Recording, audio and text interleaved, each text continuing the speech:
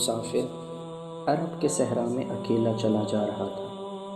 8 ہجری کے زمانہ میں عرب کا وہ علاقہ جہاں مکہ اور مدینہ واقع ہے بڑا ہی خوفناک صحرا ہوا کرتا تھا، جلتا اور انسانوں کو جھلساتا ہوا۔ ایک تو صحر میں ضربتوں تھی اور دوسرا خطرہ رہزنوں کا تھا۔ مسافر قافلوں کی صورت سفر کیا کرتے تھے، لیکن یہ مسافر اکیلا چلا جا رہا تھا۔ وہ اعلیٰ نسل کے جنگی گھوڑے پر سوار تھا۔ اس کی زرہ گھوڑے کی زین کے ساتھ بنی ہوئی تھی۔ اس کی کمر سے تلوار لٹک رہی تھی اور اس کے ہاتھ میں برچھی تھی۔ اس زمانے میں مردوں کے قد دراز، سینے چوڑے اور جسم گٹھے ہوئے ہوتے تھے۔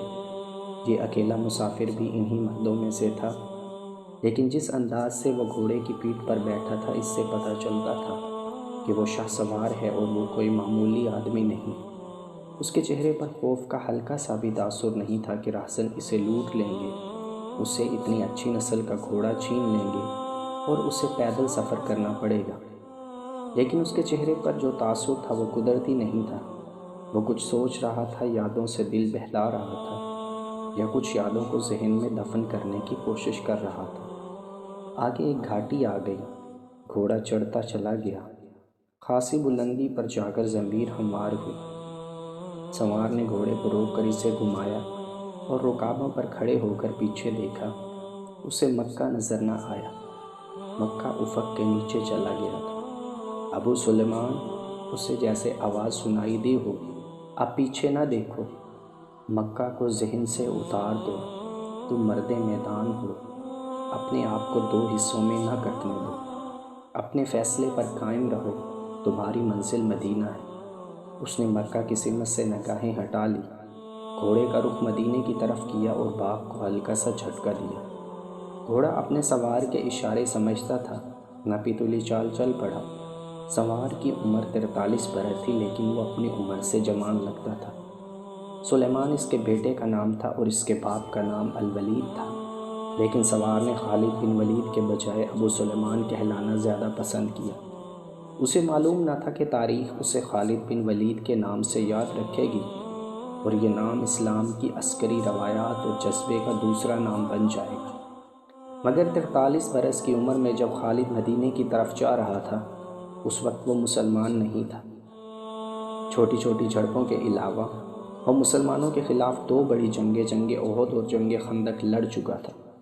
جب رسول کریم صلی اللہ علیہ وسلم 610 بروز سوار پہلی وحی نازل ہوئی، اس وقت خالد کی عمر 24 سال تھی۔ اس وقت تک وہ اپنے قبیلے بنو مخزوم کی عسکری قوت کا قائد بن چکا تھا۔ بنو مخزوم کا شمار قریش کے چند ایک معزز خاندانوں میں ہوتا تھا۔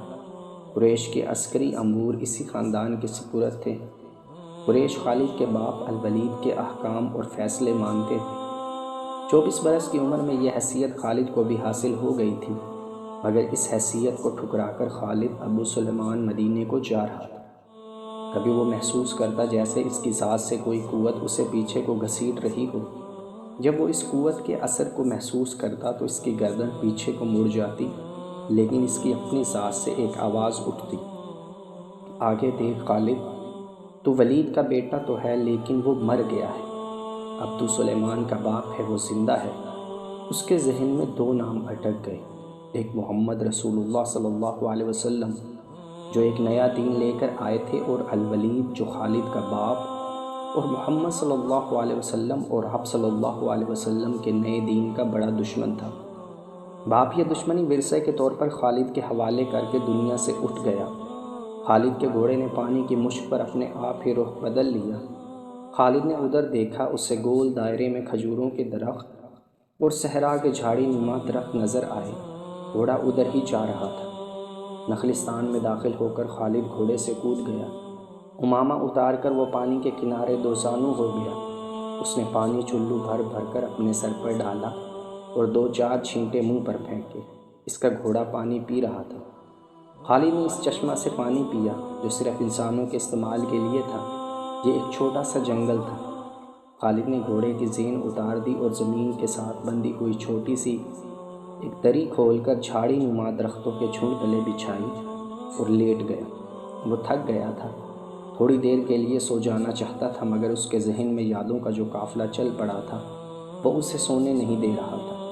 اسے 7 سال پہلے کا ایک دن یاد آیا جب اس کے عزیزوں نے محمد صلی اللہ علیہ وسلم کو قتل کرنے کا منصوبہ بنایا تھا۔ اس منصوبے میں خالد کا باپ الولید پیش تھا۔ وہ ستمبر 622 عیسوی کی ایک رات تھی۔ قریش نے رسول خدا صلی اللہ علیہ وسلم کو سوتے میں قتل کرنے کے لیے ایسے آدمی چنے تھے جو انسانوں کے روپ میں وحشی اور درندے تھے۔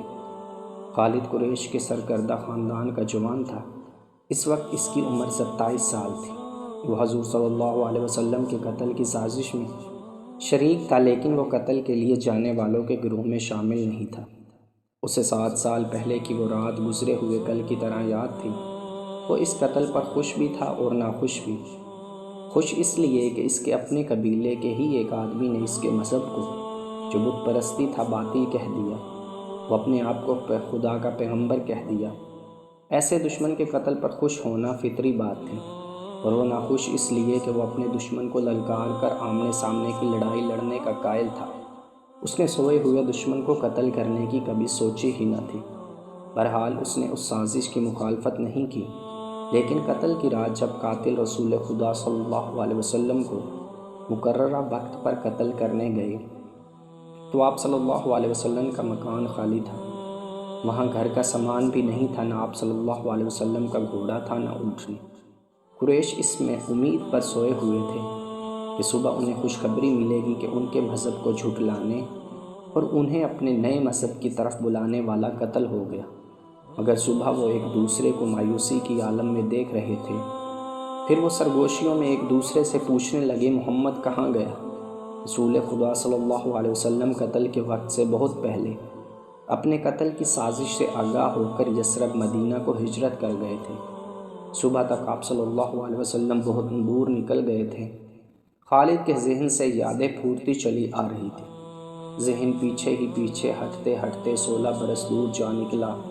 613 عیسوی کی ایک شام رسول کریم صلی اللہ علیہ وسلم نے قریش کے چند ایک سرکردہ افراد کو اپنے ہاں کھانے پر مدعو کیا۔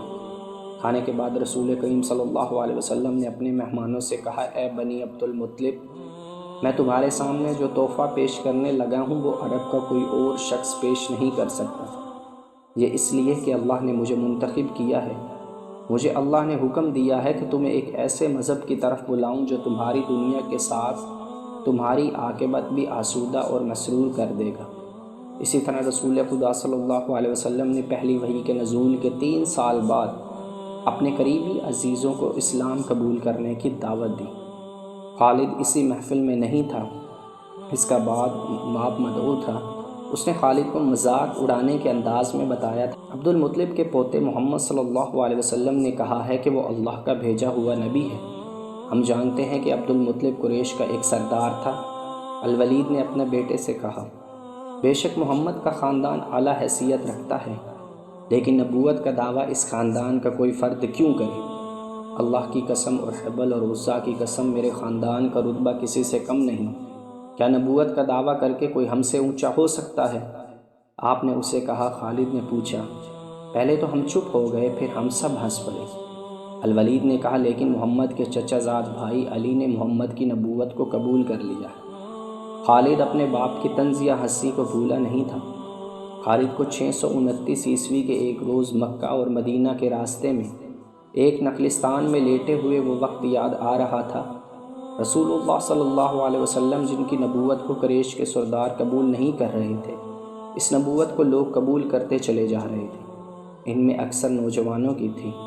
بعض مفلس لوگوں نے بھی اسلام قبول کر لیا۔ اس سے نبی کریم صلی اللہ علیہ وسلم کے حوصلے میں جان آ گئی اور آپ صلی اللہ علیہ وسلم نے اسلام کی تبلیغ تیز کر دی۔ آپ صلی اللہ علیہ وسلم بت پرستی کے خلاف تھے۔ مسلمان ان 360 بتوں کا مذاق اڑاتے تھے جو کعبہ کے اندر باہر رکھے ہوئے تھے۔ طلوع اسلام سے پہلے عرب ایک خدا کو مانتے تھے اور پوجتے ان بتوں کو تھے۔ انہیں وہ دیویاں اور دیوتا کہتے اور انہیں اللہ کے بیٹے اور بیٹیاں مانتے۔ وہ ہر بات میں اللہ کی قسم کھاتے۔ قریش نے دیکھا کہ محمد صلی اللہ علیہ وسلم کے جس دین کا انہوں نے مذاق اڑایا تھا وہ مقبول ہوتا جا رہا ہے، تو انہوں نے آپ صلی اللہ علیہ وسلم کی تبلیغی سرگرمیوں کے خلاف محاذ بنا لیا اور مسلمانوں کا جینا حرام کر دیا۔ خالد کو یاد آ رہا تھا کہ اس نے اللہ کے رسول صلی اللہ علیہ وسلم کو گلیوں اور بازاروں میں لوگوں کو اکٹھا کر کے انہیں اسلام قبول کرنے کی دعوت دیتے اور بتاتے ہوئے دیکھا کہ بت انہیں نہ فائدہ دے سکتے ہیں نہ نقصان۔ عبادت کے لائق صرف اللہ ہے جو وحدہ لا شریک ہے۔ رسول خدا صلی اللہ علیہ وسلم کی مخالفت کے قائد قریش کے 4 سردار تھے۔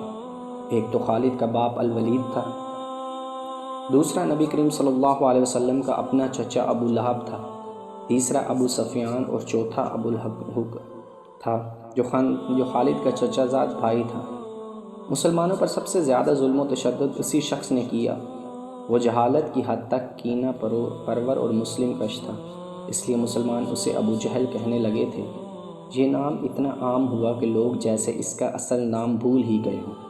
تاریخ نے بھی اس پستہ قد بھینگے اور لوہے کی طرح مضبوط آدمی کو ابو جہل کے نام سے ہی یاد رکھا۔ خالد کو یہ یادیں پریشان کرنے لگی۔ شاید شرمسار بھی قریش کے لوگوں نے رسول خدا صلی اللہ علیہ وسلم کے گھر میں کئی بار غلاظت پھینکی تھی۔ جہاں کوئی مسلمان اسلام کی تبلیغ کر رہا ہوتا وہاں قریش کے آدمی جا پہنچتے اور ہلڑ مچاتے۔ بد اخلاق اور دھتکارے ہوئے آدمیوں کو رسول خدا صلی اللہ علیہ وسلم کو پریشان کرتے رہنے کے کام پر لگا دیا گیا۔